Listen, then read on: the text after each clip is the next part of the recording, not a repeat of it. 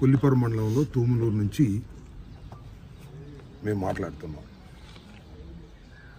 వరి రైతులని వివరాలు కనుక్కొని వారు పండించినటువంటి వరి ధాన్యపు కల్లాల దగ్గరికి వెళ్ళి ఆ ధాన్యాన్ని పరిశీలించి వారు చెప్పిన వివరాలు తెలుసుకొని ఈ తూములూరులో ఆర్బీకే, దాన్ని రైతు సేవా కేంద్రం అని మార్చారు, అక్కడికి వచ్చి వివరాలన్నీ తెలుసుకున్న తర్వాత స్థానికంగా మాజీ శాసనసభ్యుడైనటువంటి శివగారితో కలిసి మేము మాట్లాడుతున్నాం. ఇది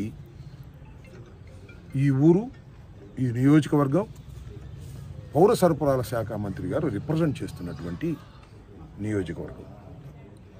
ఉదయం నేను మంగళగిరిలో చిర్రావూరు, గుడిమెట్ల గ్రామాలు కూడా సందర్శించాను. అక్కడ కూడా రైతుల్ని పరామర్శించాం, వారి ఇతి బాధలు తెలుసుకునే ప్రయత్నం చేశాం. అదేమో చంద్రబాబు నాయుడు గారి కుమారుడైనటువంటి లోకేష్ గారి కాన్స్టిట్యున్సీ. అక్కడ ఇక్కడ 2 చోట్ల మేము పరిశీలించిన తర్వాత మీతో మాట్లాడుతున్నాం. పౌర సరఫరాల శాఖ మంత్రి గారు ఇక్కడికి విజిట్ చేసి రైతులందరినీ కలుసుకొని వారి బాధలు విన్న తర్వాత వారు ఒక మాట చెప్పారట. ప్రతి గింజ కొంటాము, రైతుకు నష్టం జరగదు, నాది బాధ్యత. మీరు వాట్సాప్లో హలో అంటే చాలు, నేను పలుకుతాను అని చెప్పారట. మరి మంగళగిరిలో ఎంతమంది హలో పెట్టారో తెలీదు, మరి ఇక్కడ ఎంతమంది హలో పెట్టారో తెలీదు. హలో అని పెట్టడమే తప్ప నో రెస్పాన్స్. గ్రౌండ్కి వచ్చి పరిశీలిస్తే మాకు చాలా ఆశ్చర్యకరమైనటువంటి విషయాలు అర్థమవుతున్నాయి. ఇందాక శివ చెప్పినట్టుగా ఈ మండలంలో 31,000 మెట్రిక్ టన్నుల ధాన్యం ఉత్పత్తి అయితే, పండితే 1,400 మెట్రిక్ టన్నులు మాత్రమే ప్రభుత్వం కొంది, మిగతాది గాలికి వదిలేశారు. ఎవరు వస్తారు? దళారులు వస్తారు, తేమ శాతం లేదంటారు. 1,300కి ఇస్తారా, 13,000కి ఇస్తారా, 14,000కి ఇస్తారా, బేరం ఆడతారు. రైతు అమ్ముకోకపోతే పైన వాతావరణం బాగోలేదు, రోడ్డు మీద కళ్ళాల మీద ఎంబెట్టుకుంటాం, ఆయన కాడకు తెగ నమ్ముకుందాం అనేటువంటి పరిస్థితి రైతు వచ్చాడు.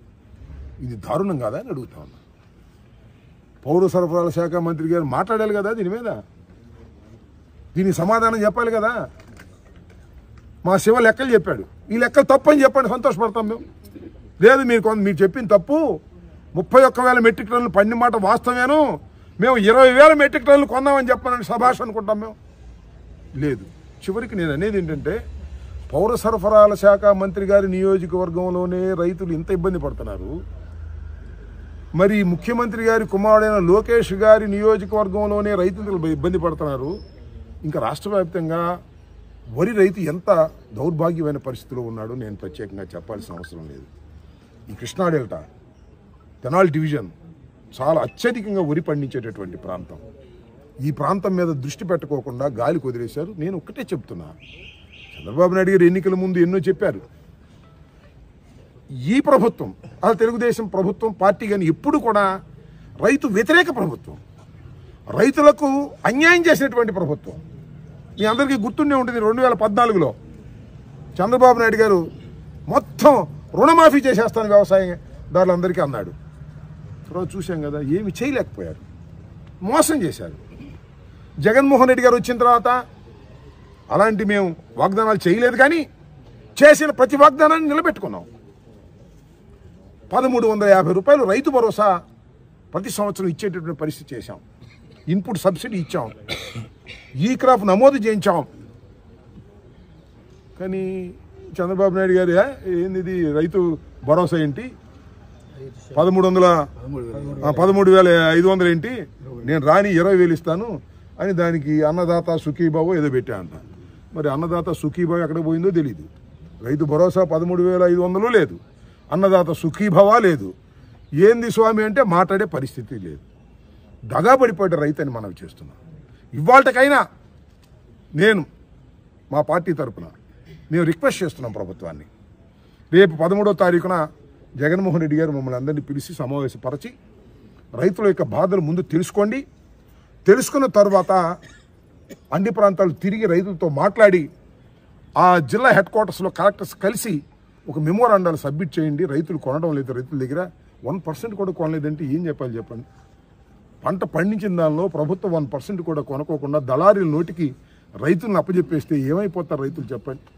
మళ్ళా దళారుల గురించి మళ్ళీ కొంటారు. ఇప్పుడు ఒక ప్లాన్డ్గా మోసపోయేది రైతు అనే ఉద్దేశాన్ని దృష్టిలో పెట్టుకొని ఈ ప్రభుత్వం మీద ఒత్తిడి తీసుకురావాలనే ఉద్దేశంతో మేము గ్రామాల మటు వెళుతున్నాం.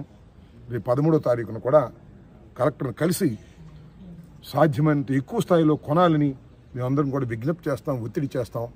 ఆ తర్వాత వాళ్ళు సరిగ్గా చేయకపోతే ప్రజలే సరైన సమయంలో బుద్ధి చెప్తారనేది కూడా నేను ఈ సందర్భంగా చెప్తున్నాను.